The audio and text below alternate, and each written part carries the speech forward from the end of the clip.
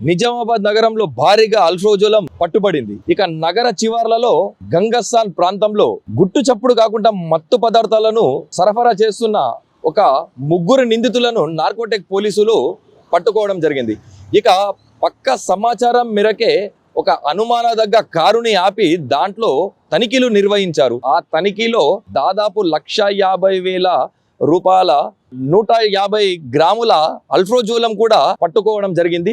ఇక ఎవరైతే సప్లై చేస్తున్న ముగ్గురు వ్యక్తులను రూరల్ పోలీస్ స్టేషన్ కి కూడా అప్పచెప్పడం జరిగింది. ఈ తనిఖీలో రూరల్ పోలీస్ స్టేషన్ కానిస్టేబుల్ కూడా నార్కోటిక్ పోలీసులతో ఉన్నారని చెప్పేసి తెలుస్తుంది. ఈ అల్ఫ్రోజోలం ఇది నగరంలో రెండోసారి. మొన్న దాదాపు ఒక వారం 10 రోజుల కిందటే ఈ అల్ఫ్రోజోలం సప్లై చేస్తున్న ఒక మూట కూడా దొరికింది. అందులోనే ఇది రెండోది. పక్క సమాచారం మేరకే ఈ తనిఖీలు నిర్వహించారని చెప్పేసి కూడా పోలీసులు చెప్పడం జరిగింది.